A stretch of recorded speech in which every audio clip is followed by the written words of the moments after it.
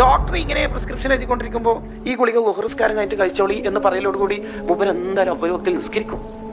അങ്ങക്കുള്ള ഒരു ദൈവത്ത ആ വാക്കുകൊണ്ട് അയാൾ നിസ്കരിക്കട്ടെ നിസ്കരിക്കാതിരിക്കട്ടെ, നമ്മുടെ നീയത്തിന് നമുക്ക് അള്ളാഹു കൂലി തരുമല്ലോ. ഒരു എഞ്ചിനീയർക്ക് നടത്താൻ പറ്റുന്ന ദൈവത്ത് എന്തൊക്കെ ഉണ്ട്? പ്ലാൻ ഇങ്ങനെ വരച്ചുകൊണ്ടിരിക്കുമ്പോൾ പ്രയർ ഹാള് ഉണ്ടാവുമായിരിക്കും അല്ലേ എന്നൊരു ചോദ്യം കൊണ്ട് ചിലപ്പം ഒരു പ്രയർ ഹാൾ വരും. അത് ചിലപ്പോൾ വനിതാ ക്ലാസ്സിൽ ഉസ്താദ് നാവിട്ട് അടിച്ചിട്ടൊന്നും കാര്യമില്ല, ആകെ 10 സെന്റ് ഭൂമിയാണ് ഒരു പ്രയർ ഹാൾ എന്നൊക്കെ പറയും. കണ്ടോ, ഒരു പാവപ്പെട്ട മനുഷ്യൻ ഇങ്ങനെ നടന്നു പോവുക.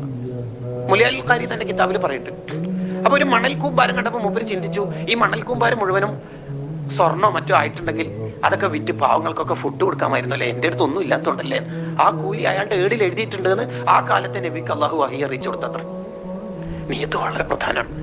ഇതൊക്കെ വിശദീകരിച്ചുകൊണ്ട് ഇമാം റാസി റളിയല്ലാഹു പറയുന്നുണ്ട്, നീയത്തിന്റെ വിഷയം ശരിക്കും ശ്രദ്ധിക്കാത്ത ആൾക്കാരുടെ കാര്യം വളരെ കഷ്ടം തന്നെ, വളരെ കഷ്ടമാണ് സംഭവം. അവർ ചെയ്യുന്ന എല്ലാ കാര്യത്തെയും നീയത്ത് കൊണ്ട് ഇബാദത്താക്കി മാറ്റാലോ.